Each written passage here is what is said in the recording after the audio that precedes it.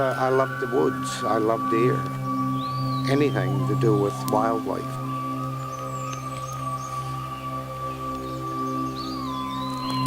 The deer, they're such a curious animal, and me being of sort of a curious mind, the more you can learn, the more you can share. But in all, yes, it just boggles the mind to see how they can survive with what's being done.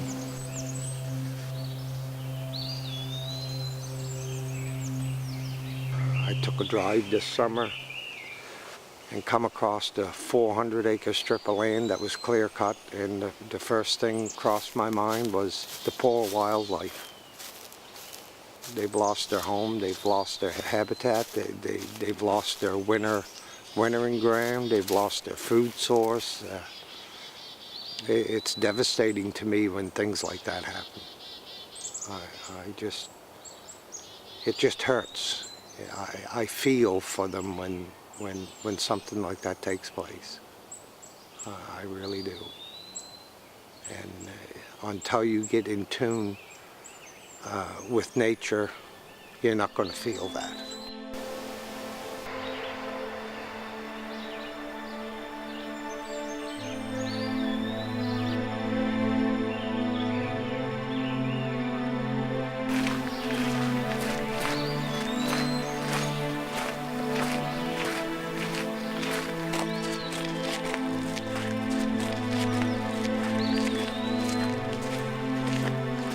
As a kid, I didn't realize how precious this was down here.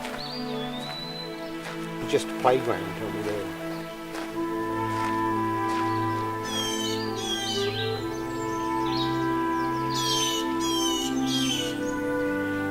I can remember back, 7, 8 years old, coming down here and playing. Now it's a place to relax.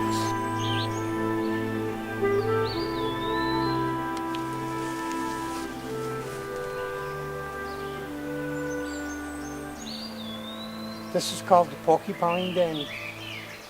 When I was a kid, my home place is straight up there. And we used to walk down here, and we'd always check out the Porcupine Den first, because we had a fella across the road. If we took him a porcupine, he'd give us $1. So we'd always come down here to get him a porcupine. He wanted a porcupine once or twice a year. If you get him a porcupine, he would probably still eat the porcupine. It's amazing how some things don't change.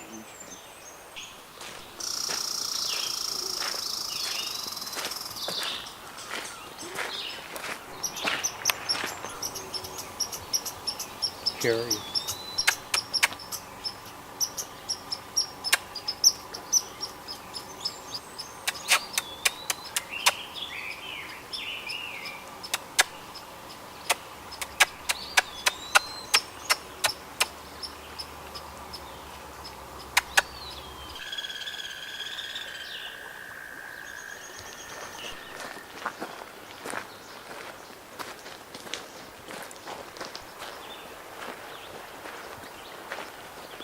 There used to be, a pile of salmon here, especially in them ripples, wherever you see a ripple. Now, the fish numbers is going way down, but the introduced species, the bass and the chain pickerel, is taking over. Eventually, I don't know in my lifetime, but in my grandkids' lifetimes, they're not going to know what a trout is unless you got a pond. I don't fish much down here at all anymore because there's just so few trout that it's best to leave whatever you can, so that try to keep a few of them around anyway. I'd say the last 3 or 4 years now, you're seeing more and more Canada geese raising their young right along this strip now. They're not going as far as they did. They only got 2 that I can see. Nope, there's 3. There's another one coming out. But yeah, it's more and more all the time. And the way I've been noticing now is this brood, 3, there's 4, 5, yeah, we're seeing lots now, is these offsprings will probably come back to this same stretch of river and raise their broods.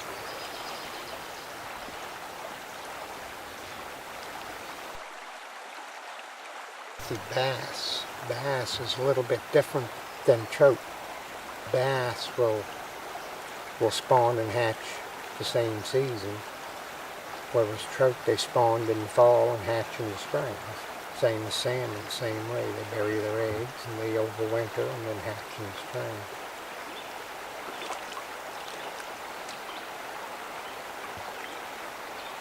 And my parents wasn't like today's parents.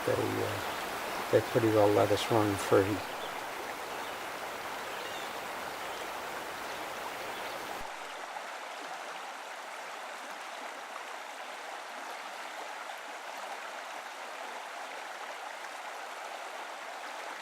And we would fish here when we was kids too. We'd always stop and break off a pole and tie our fishing line fast to it, and then we'd fish along.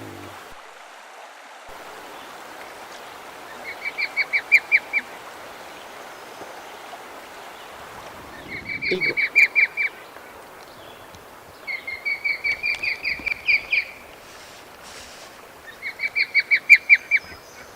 That's your baby.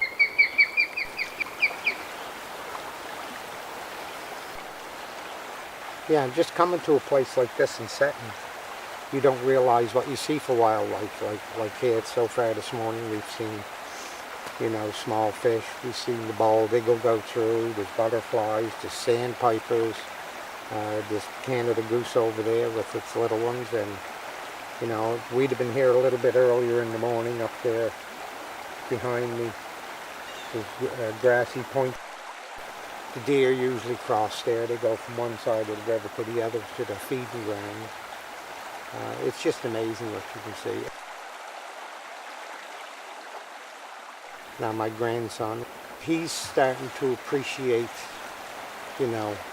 nature a lot more than what I probably did when I was a kid. So now it's really nice to see. There's a new movement coming now of a generation coming that's trying to get back to the old way of things. People got too smart for themselves, so they're starting to understand a little bit now anyway. You can't deplete everything or you won't have anything left.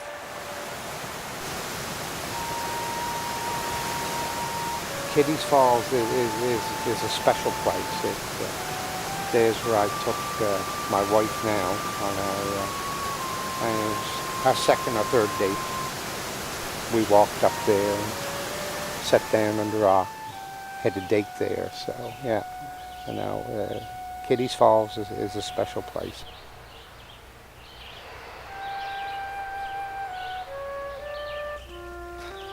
You can go walking all day in the woods, and if you don't know what you're looking for, you won't see a deer.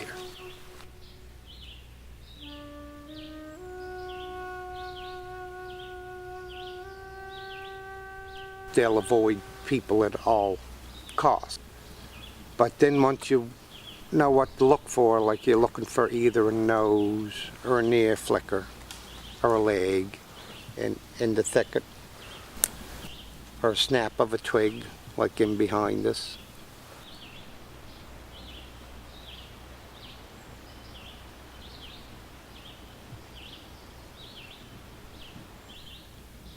Their sense of smell is really high keen, so much better than ours. But they also can detect if you got kill on your mind.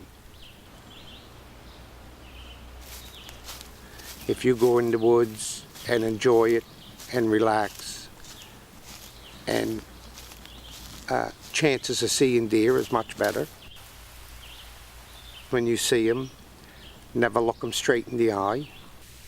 You always look over them or under them, because they're something like a dog. Steer them straight in the eye. I have had them charge me. because that's a challenge mode.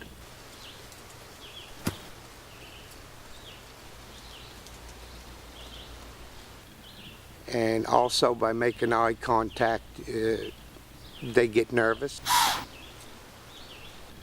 And if they stomp their feet twice, if I didn't do anything, then they'd usually, they blow and run off. And that's an alert blow.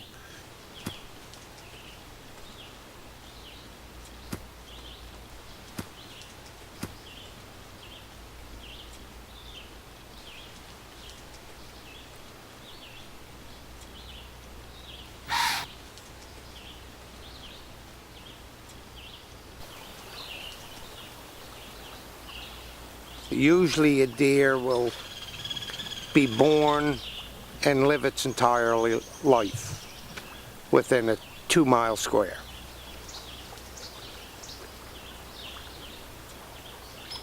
Except when it comes breeding time, when they come into estrus and the does is looking for the bucks. They will travel a lot further and they will make their scrapes, and they will urinate into them and then come back to their home ground again. And that's because they're comfortable there, they know where all the food sources is.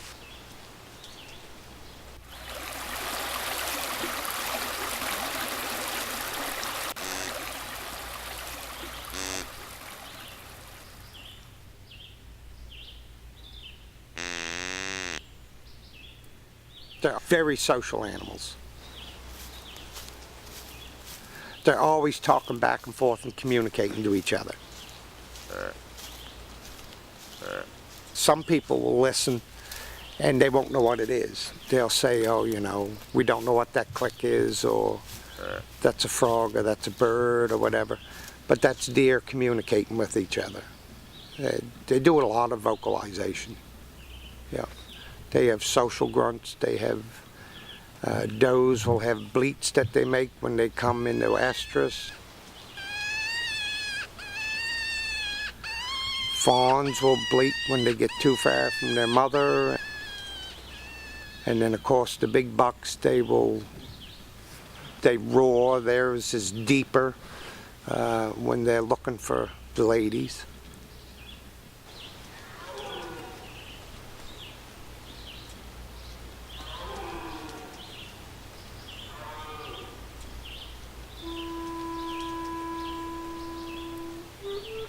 When I was a young kid growing up, my dad didn't have much time for us, so I would go to these old guys and just ask all kinds of questions.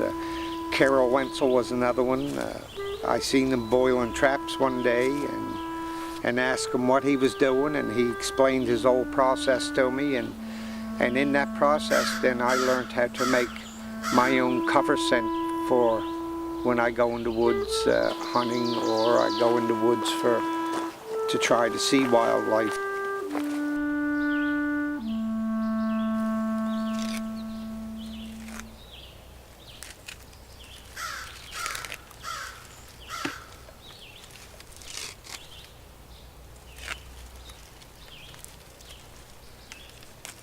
This tree has been providing me with my cover scent for the last 3 or 4 years, because you don't hurt the tree, you're just stripping off some of the needles, and I tend not to strip them all off. I do a couple of trees, and that way you don't kill the tree. We was lucky because it was so dry that these hung fast pretty good.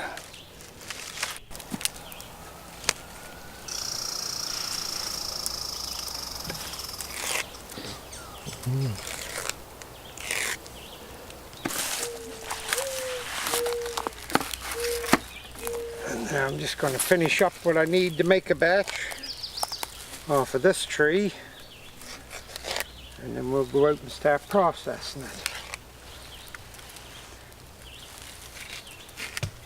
With this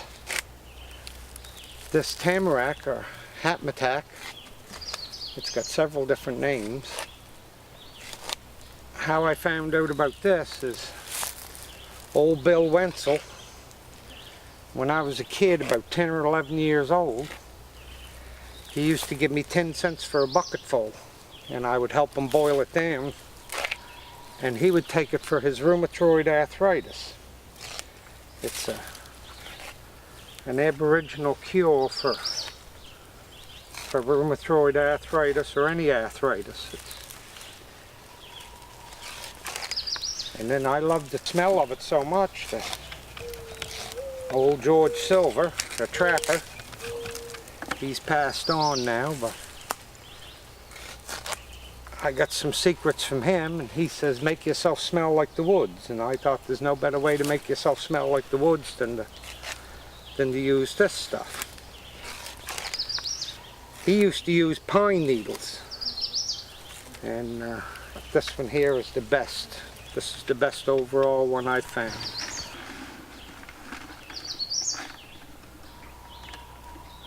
And it's important to keep a little limb every now and then attached to it. You don't want to keep too many of them, but I always take a few of them and boil them down too, because the more sap you can get out of it, the better.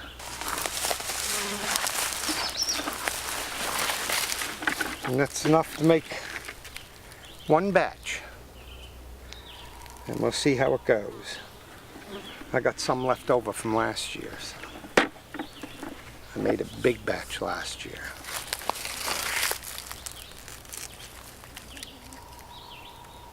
I'm always trying different things that don't smell right. If you smell this, that's got a sweet smell to it, and that's right bland. That's a cat spruce. That's no good. We stick with what we know works.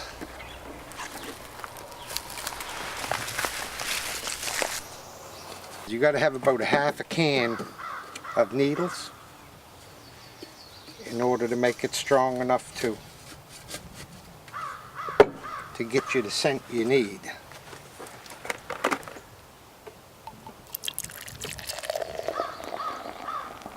And this is just plain ordinary water.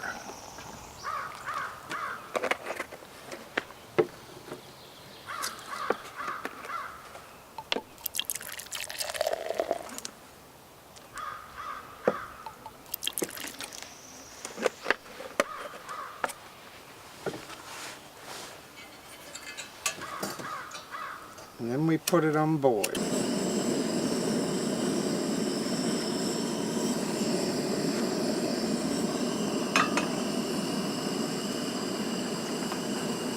When I put it on, I leave it go till it comes to a boil, and after it comes to a boil, then I leave it go for about 35 or 40 minutes.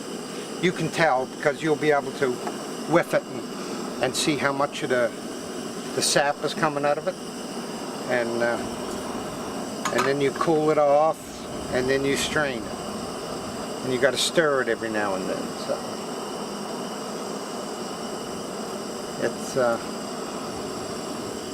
it's not a secret recipe, but it's something that a lot of people don't know about.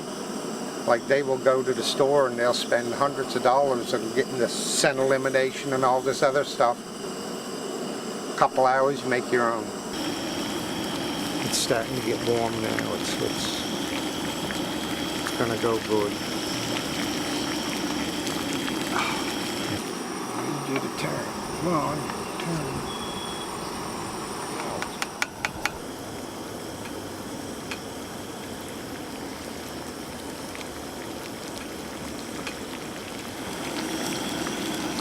I've made a lot of this stuff over the years. Give it to a lot of friends, but never ever showed them how I made it. But I come to the conclusion it's time to let people know.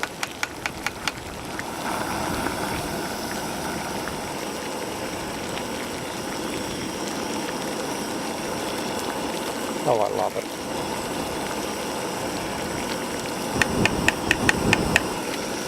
So this is the first step, and then you got to age it That's why it's important to do it this time of year. And if you watch nature, nature will show you everything. The old fellas passed on to me, the old trappers and stuff around the neighborhood. They said when the wild cherry blossoms comes out, it's time to hit the river because the sea run is coming through of trout and the Gaspereau is coming through. Starting to bleach. It's not as fluorescent green as what it was. I spray myself down with it before I go in the woods.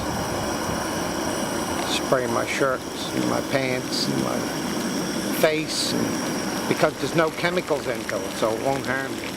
It's perfect.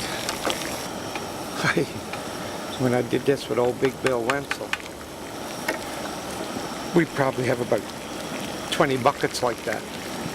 And we'd do it under a wood fire. We had a big cast iron pot and build a wood fire underneath it, so you'd have to keep stogging the wood fire. Paid good.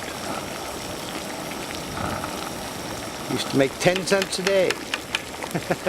That was big money then. Buy a bottle of pop and a bag of chips.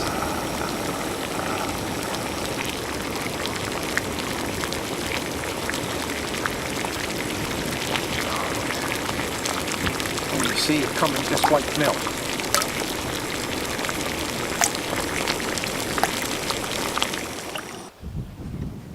Now she's done, now we strain it.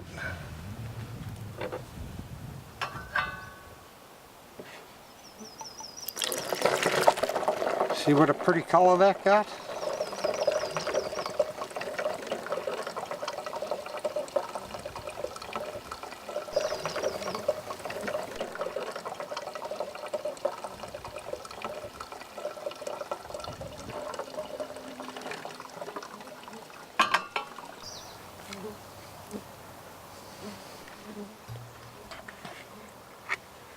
Now I like to take all my needles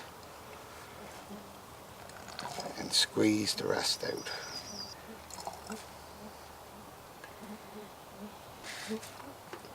You can only make it in the spring.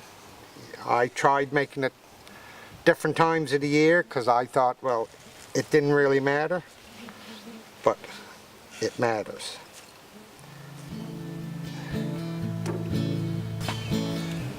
No, it's almost got sort of like a lemonish tone. Yeah, it's tarty. It's got a tarty taste to it. It's good. And it don't hurt you. You may have to try it and see if it'll keep the flies away.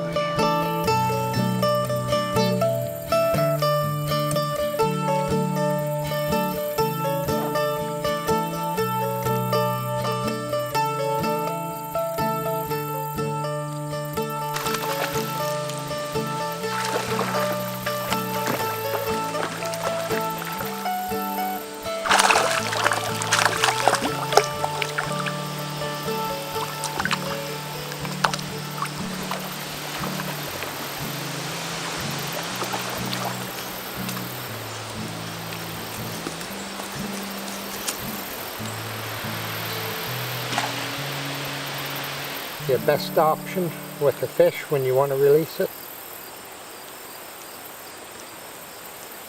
is you just disengage your hook, leave your hook in his mouth and the acid in its system.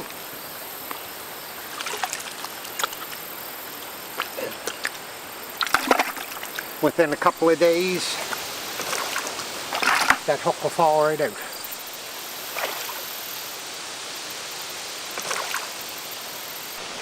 Well, what I did is anytime I went fishing, even as a kid, I'd always noticed that all the little fry, the hatchlings, was always where there was running water or rocks coming down. So what I did is created a culvert here and put it up about a foot above the pond to create a drop to get extra oxygen running in here.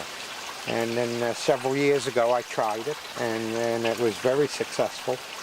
So that's the way I do it now, because as soon as they hatch, what will happen is they'll go from right here and they'll come right over to here.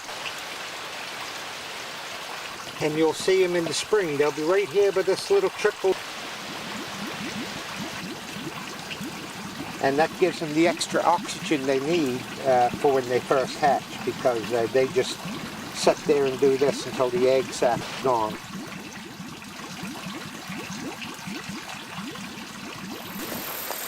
What I've got is I got another little holding pond here and a drainage stick going.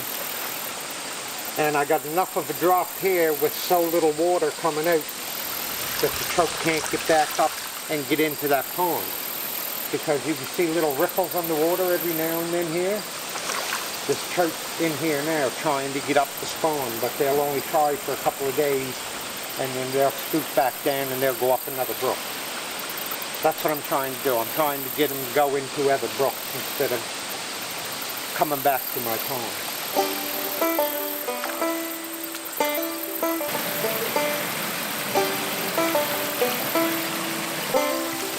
Just listen to what nature has to tell you. And this is what my boys and my grandson is learning. Actually, what we did here just a couple of weeks ago, he looked at me and he said, you know, Dad, he said, why don't we take our shoes and socks off and go for a walk? I said, well, yeah, okay. I said, why? He said, because I feel connected to the land by doing that. My grandson, Aiden, the three of us come back here, no shoes on. We had pine gum all over our feet from walking over pine cones and stuff. But it was just so amazing that we could just come back and get lost. Usually every time they come to visit, the first place we will hit is the woods. Whether it's snowing, raining, Aiden has got the desire to be in the woods and to learn. Show us the way. You know the way, we'll follow you. Take us back to your shelter. My wife Angie was pretty green at this sort of thing when we first met, but now she's really good. Angie just picked out fresh deer tracks up there in the moss, so we know there's deer here too. And of course we're only about, I'd say 300 yards from a berthing area, so, but we won't be going there today.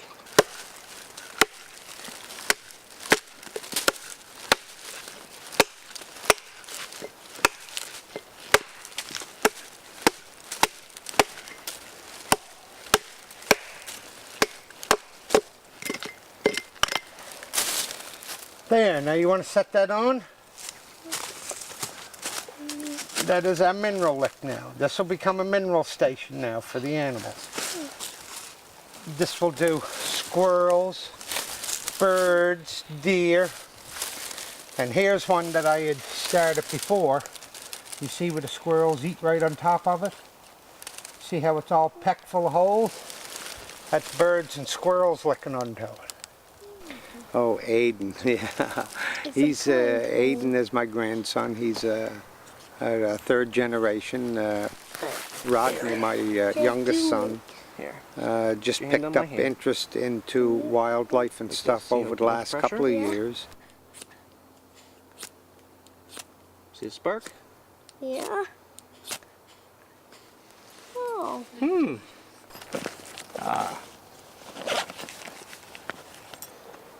A book? You can start a fire with bug spray too.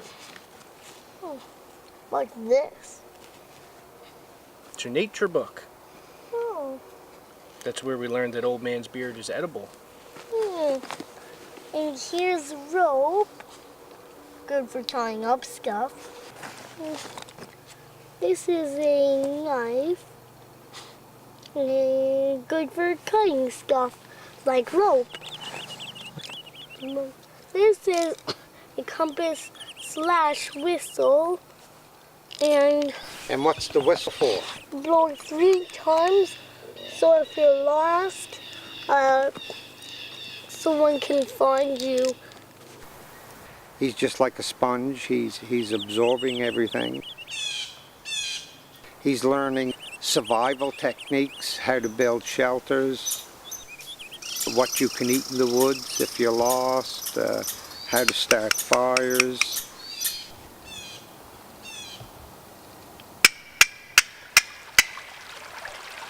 Where to drink. If you come across a brook and it's not running water, he would look at you and say you can't drink there because it has to be running water. Why do we drink from here? Because it's moving. Right. And there's where the most oxygen is. Yep. Mom, gonna get You come over here and get on this rock, right here. Okay?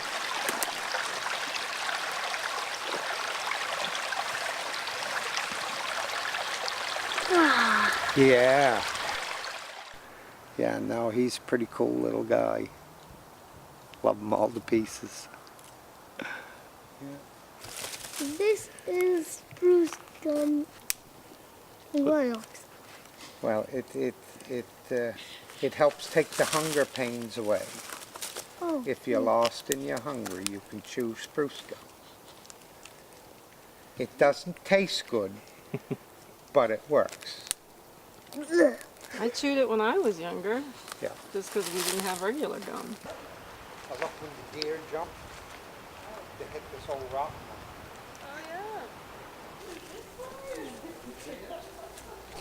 We only got about 10 acres that we play with him on. Take this right up. And you don't have to own a big block of land to enhance wildlife.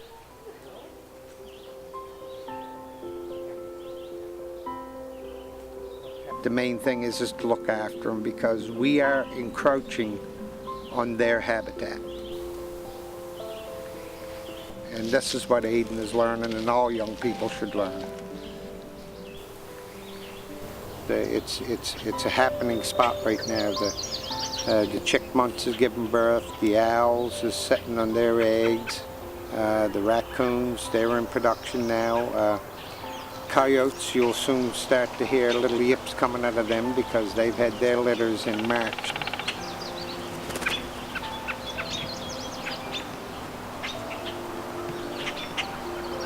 And deer, right now, especially in April and May, is when the majority of the calves is being born. And the reason you don't want to disturb them is because once you disturb them, they move. And the more they move from their safety net, the more danger they get in. Like the first 2 to 3 weeks after they're born is not so bad for them because a baby deer has no scent. And it only gets its scent after it gets, start getting a lot of its mother's milk and start eating solid foods. And then that's when the does will start moving them out of their secure areas and going around. That's why it's important to have quiet time in the woods.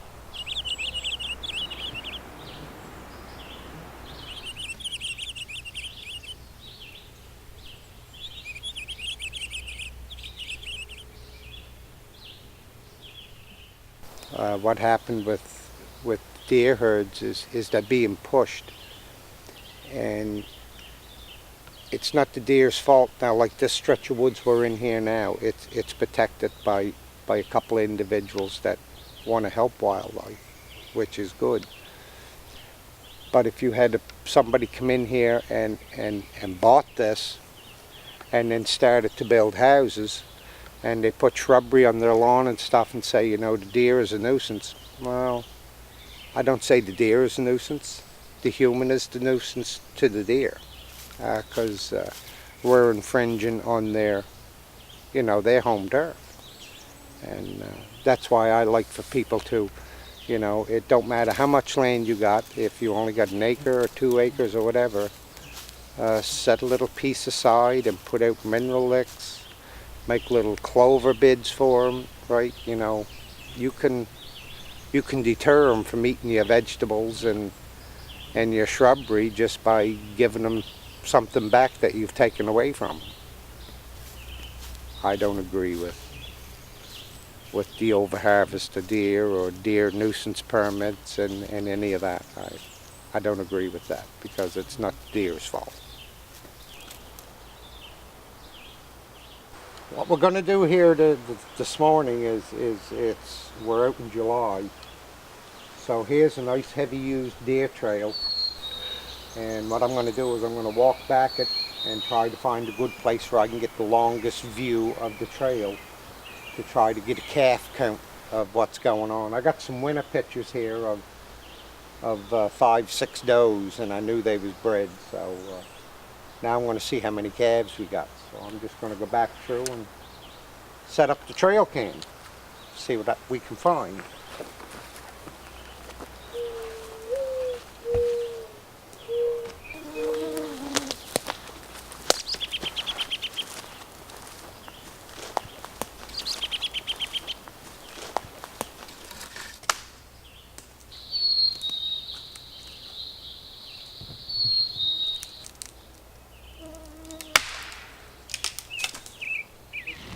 It's a major trail, this one.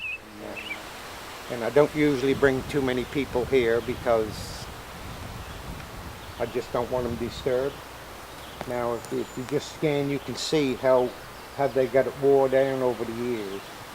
And I got trail pics of between 17, 18 deer all together that's using this trail from the swamp to the feeding area in the river. So. And the swamp is just over that little hump there.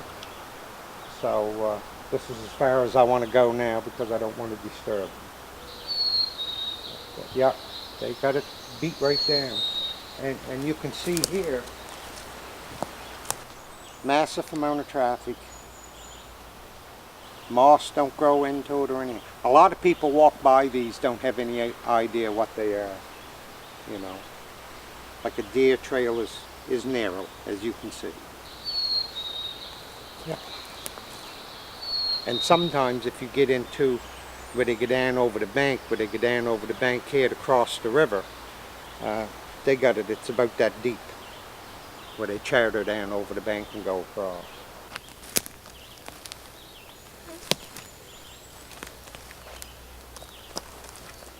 Here's a good spot.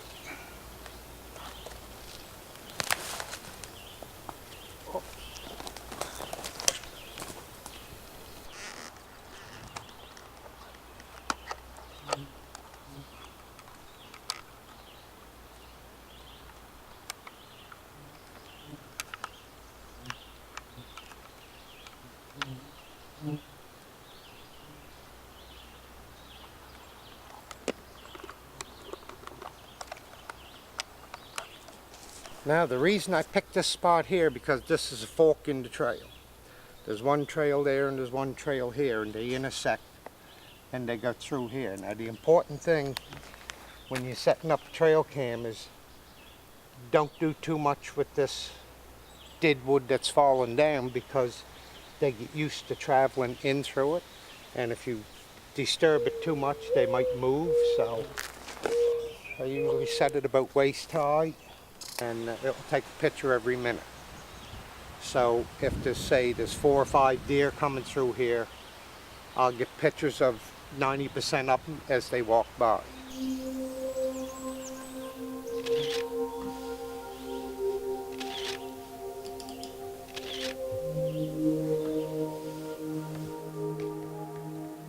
So as near as I can tell with the trail cams, there's 5 or 6 bucks in this new area, plus 8, 10 does, plus the calves. So it's a nice healthy herd over there. A place that we call Nevertell.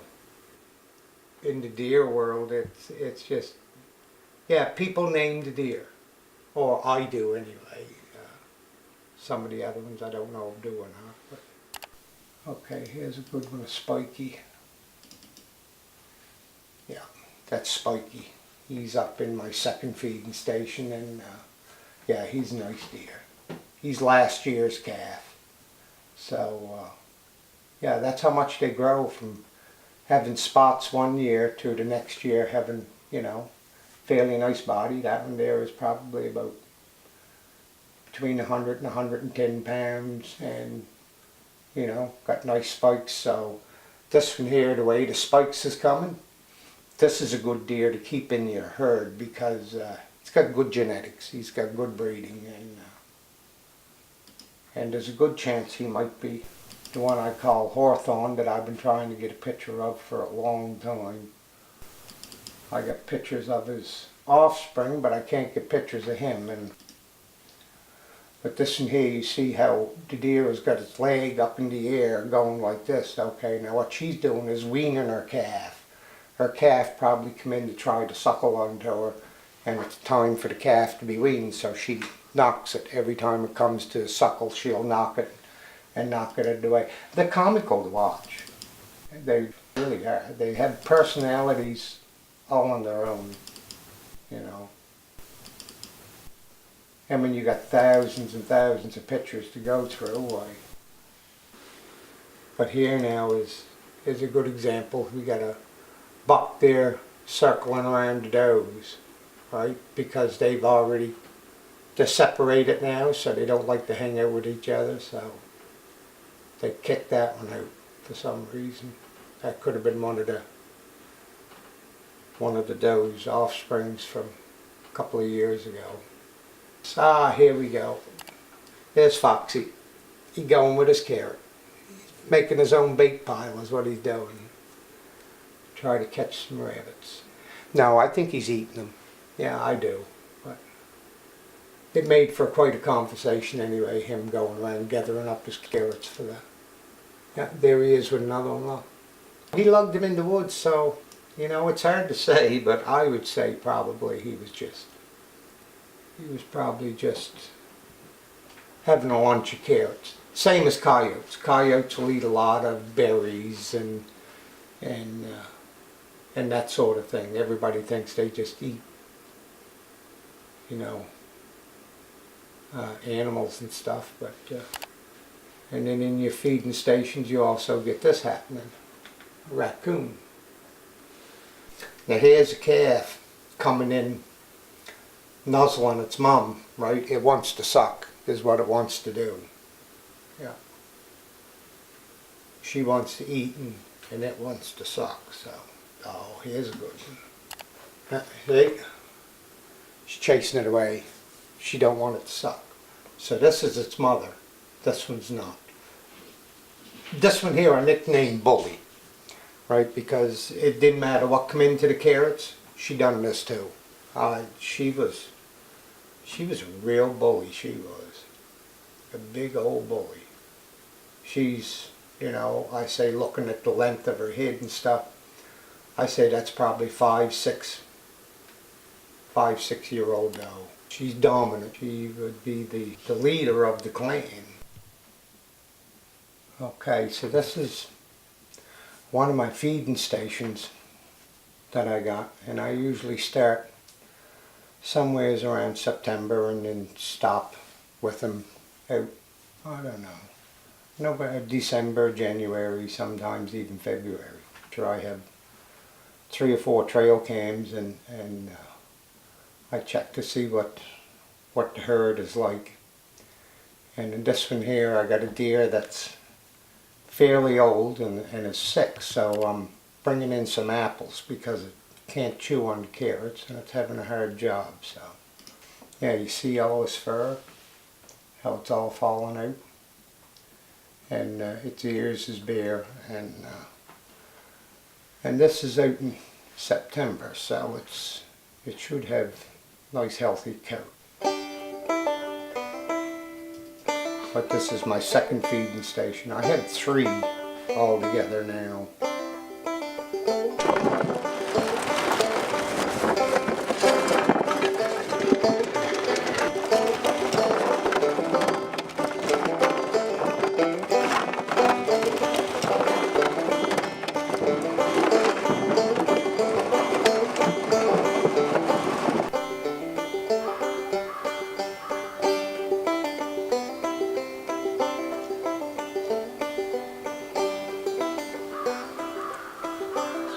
got pictures on my trail cam of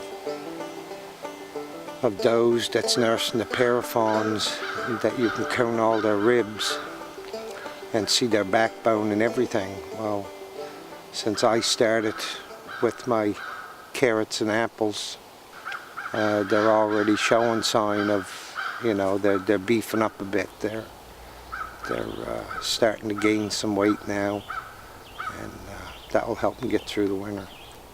Another reason I do it is, and I put out a lot, is I try to keep some of the deer in what I call a safe zone, and this is my safe zone here.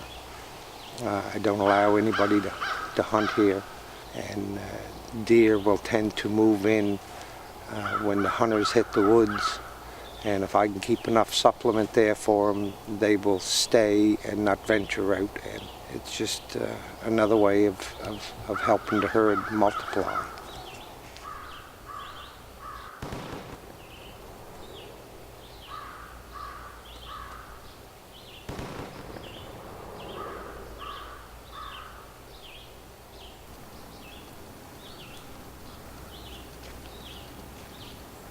This is a location I just picked out and set up. And I like to share this place with friends and family too, because it's so peaceful. There's activity here. Once the deer herd get familiar with it, and it goes through the family group, each year it picks up and gets better.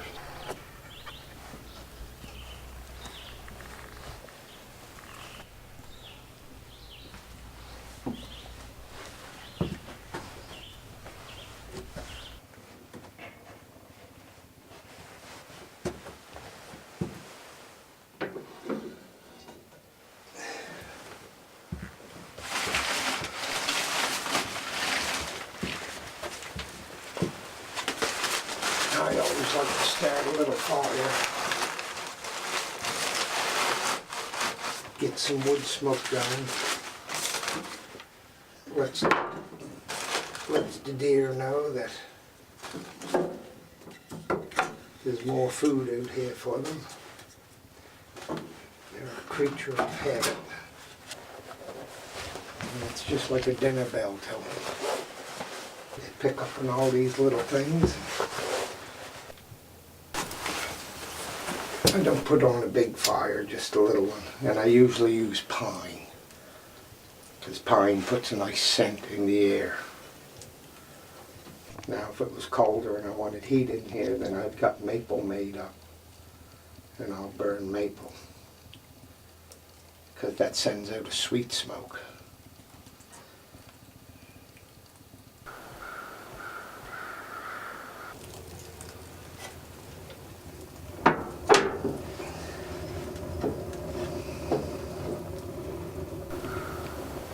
Usually within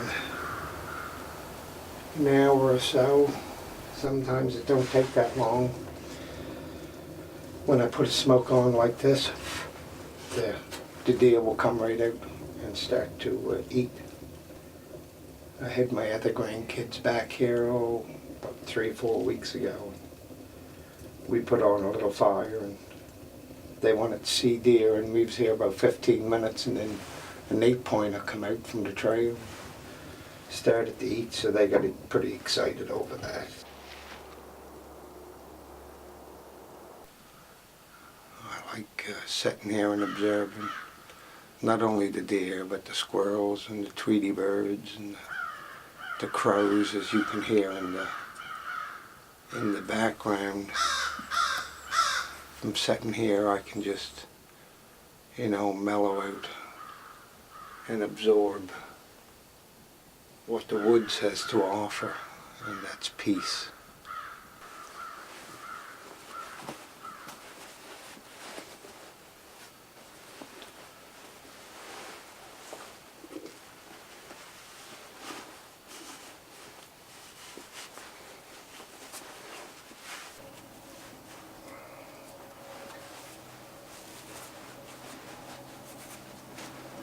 This is how I set in here.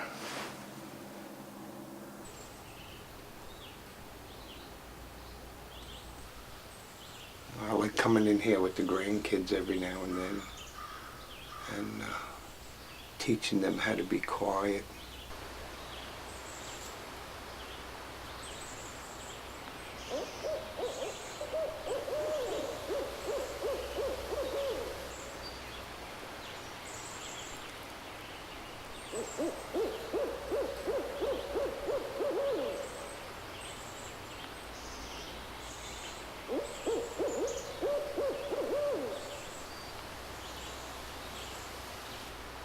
I've been back here messing around this morning at this feeding station.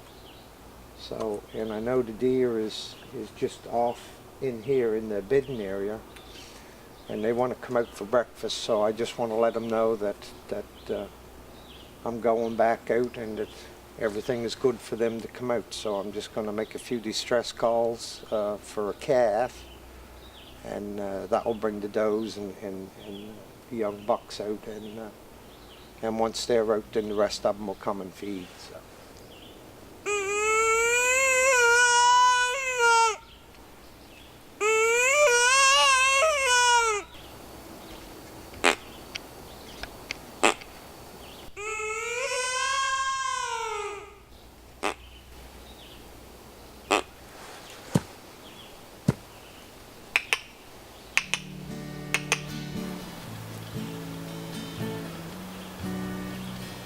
Usually before hunting season comes around, I pretty well know what I'm going to be taking out that year. I'll look for something that, if I got to have a buck, he'll have inferior horns. He won't have good genetics.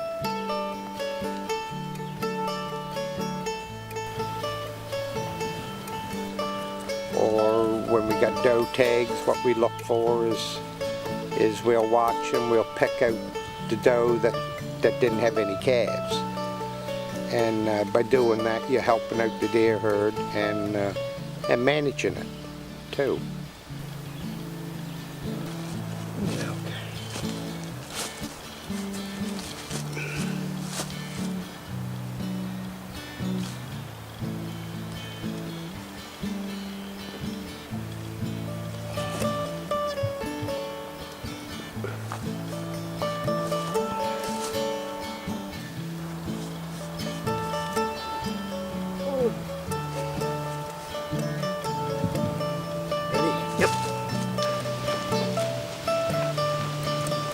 My favorite hunting partner. Why I enjoy it so much? Because you have so much quality time together when you're in the woods. Sometimes we're not so quiet, but we have fun, you know.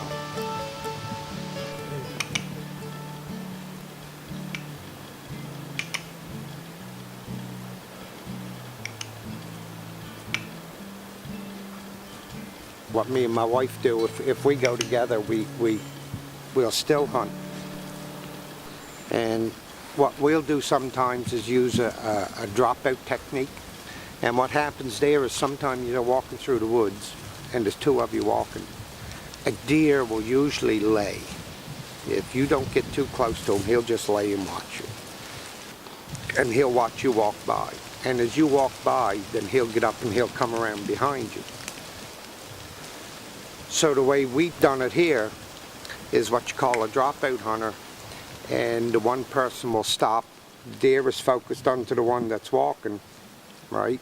So when they stop, they're looking at that individual, and then you kick into gear and you start to walk, and they'll watch you walk by the other hunter. And as you walk by, then that hunter looks back behind for deer crossing behind you.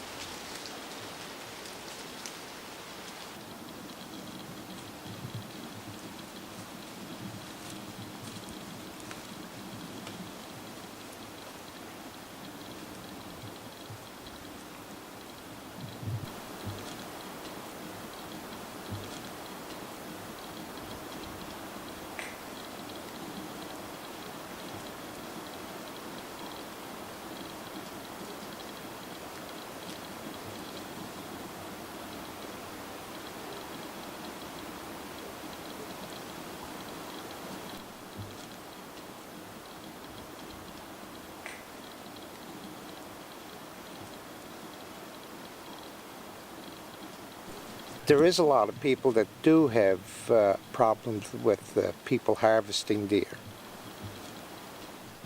But they don't realize if done in the proper way, you can supply yourself with nice food. If you talk to any heart specialist, they will tell you that wild meat is one of the best meats you can have when you have a heart problem. And myself, I've had a heart attack and a brain hemorrhage, so it's really important to me to harvest my deer every year now to have that good meat.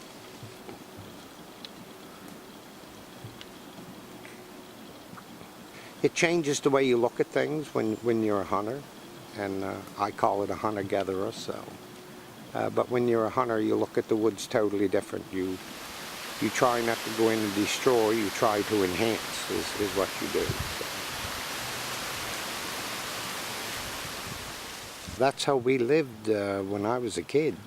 When my mom would tell my dad we needed meat, he went out and shot a deer, and Dad would come home and he'd say, "Okay, boys, there's something for you to bring home," and help them do them up right from the time we could walk till now.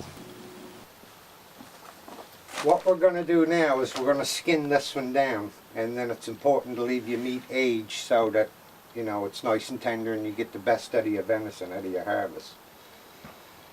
And I should explain the reason I took this one is this one's only a little 4-pointer, and he's probably only about 3 years old. It's not normally what I take out of a herd, but the buck-doe ratio where this one come from, there was more bucks than there was does, so one of the bucks had to come out, so I chose this one and left the bigger ones for doing the breeding because they would be better stock. And I'm not going to show you how to take the paunch out, which is already done. I've done that in the field. How I start here is I come up both sides here and make one cut right up through. And you got to have a half decent sharpened knife, because if you don't, it just makes your job so much more difficult.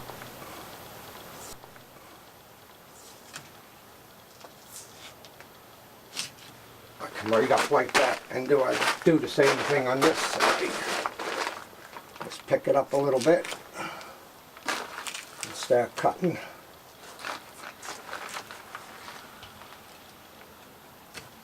And you can skin them right up through. Just like that. And then how I'll do it is I come down here and start, and just start peeling it away, pulling and peeling.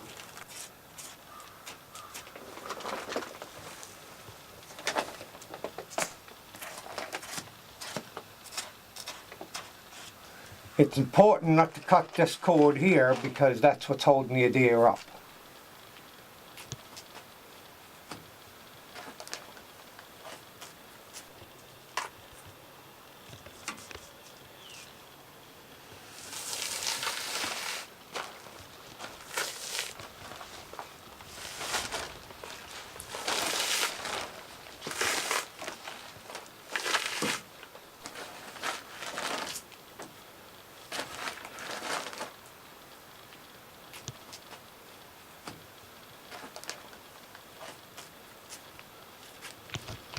I like doing anything I can with the deer herd. Like that involves, if somebody shoots one and they can't find it, they give me a call and I'll go help them track it. I don't like to see anything wounded or wasted. I like to help cut deer for people so that they can enjoy it and find out, you know, that it is excellent meat, because we do need young people to get into the hunting so we don't get overrun. Now my grandson Aiden, this is the only part of it that he don't like yet, but he will get into it eventually. And I try not to force the issue with him because I don't want him to be turned off. At this stage, he's just learning, so at 8, 9 years old, I don't want to introduce him to this part of it yet. Now he started to watch last year, and he just said to me, he said, "Bopper, I don't like that." So when a kid tells you that, you don't force the issue.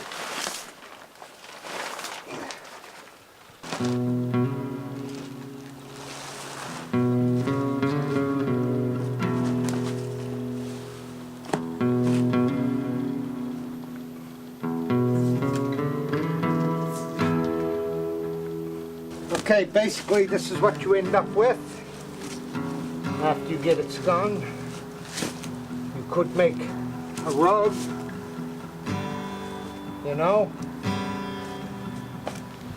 You could do whatever you wanted to do with that.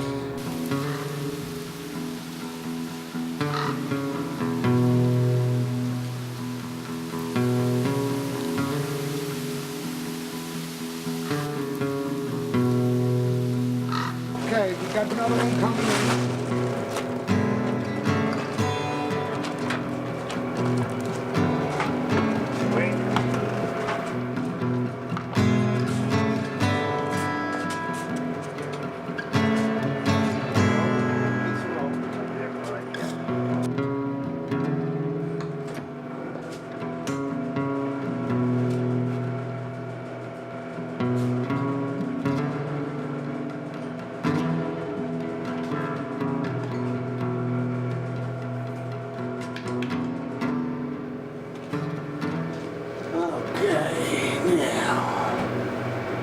Teal, cut rat, regular cut. This is part of the reason I got into helping cut other people's meat. As you can see, they don't clean them quite the way I clean them, and it can really destroy the taste of the meat, so I do whatever I can do to try to make the meat more presentable. A friend of mine said that he wanted to gear up a little shop for doing deer, so I helped him do this summer, and brought my grinder over and saw and so on and so forth. So this is a joint venture between the two of us, really, to try to help people out. So the first thing I got to do here is clean this one up a bit. There's a lot of hunters out there that, they hunt, but they're not, how should I say it politely, they don't know how to look after their meat the way they should. And, and then they'll bring it and they'll get it cut, and they'll expect all choice stuff, so we try to take what they've messed up and fix it up.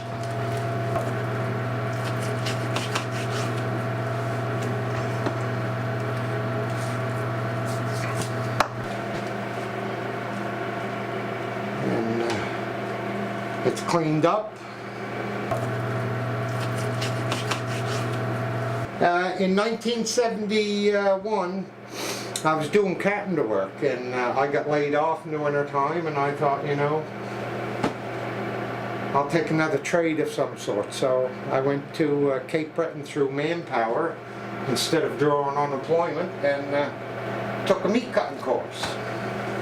And I've been playing with it ever since. I tried to make a living at it back then, but there wasn't much money into it, the same as it is now. It's not a lot of money into it, but I have a different purpose now. I don't do it really for the money now. I do it for the enjoyment of making people's venison taste a bit better.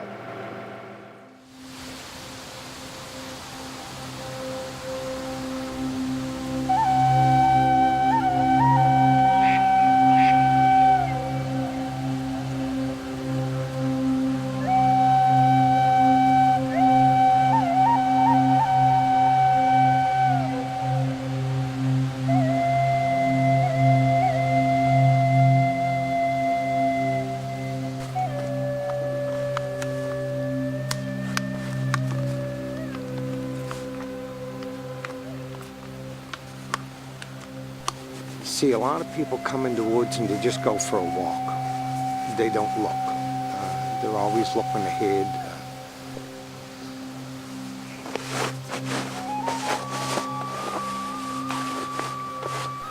If you go in the woods and you go for a walk, walk 50, 100 yards, stop. Observe what's around you. It may be a toad, it may be a chipmunk. You may be sitting next to a pile of pine cones, and no, you never stop learning.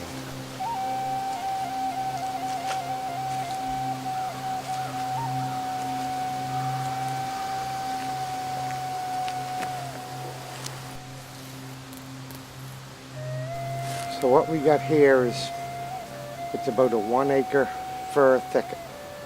It was an old Christmas tree lot that was left go and grew up, and it's really thick.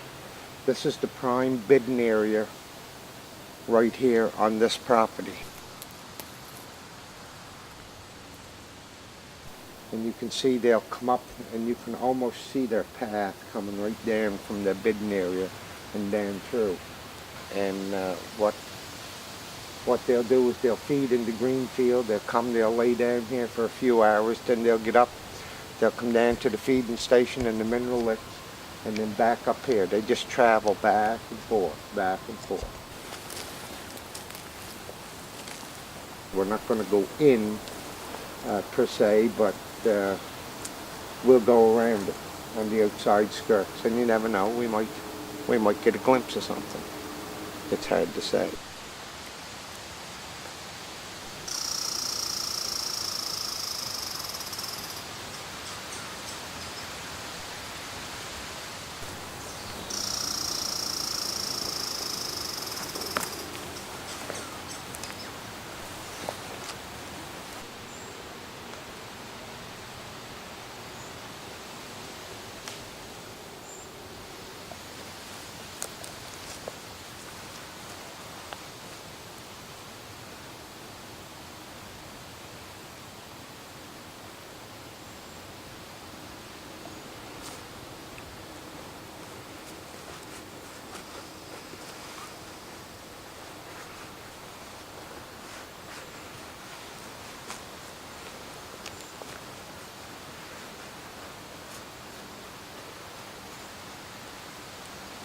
Now the reason I do that is there's nothing better than real deer scent when you're stalking and trying to find them. So any natural dung you can find or anything like that, spread it over your boots a little bit and it will help you blend into the woods a lot better.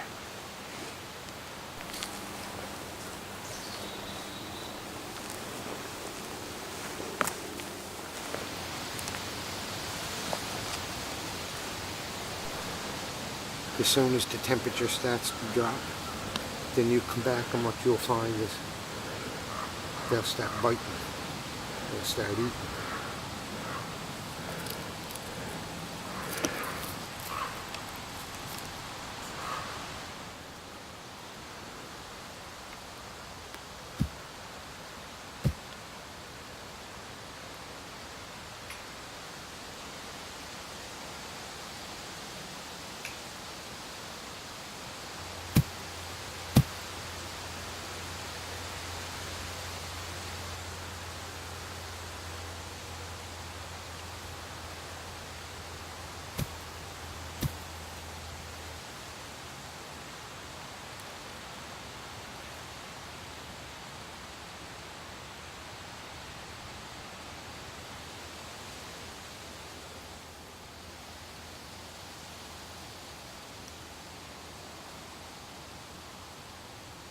It's amazing, so easy, how easy they are to manipulate.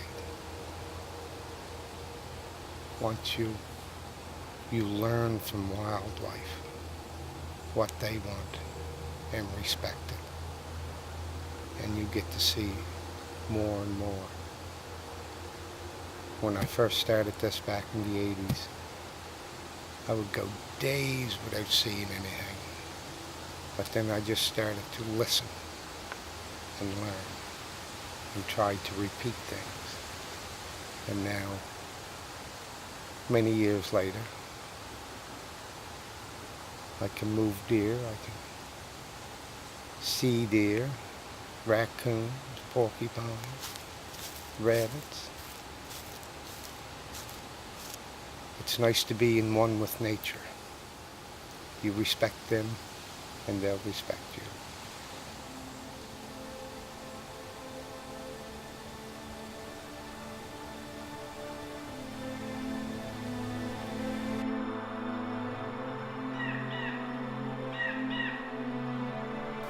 I just got so much more to learn. You never stop learning. Wildlife is fabulous. They'll teach you. All you have to do is pay attention to them.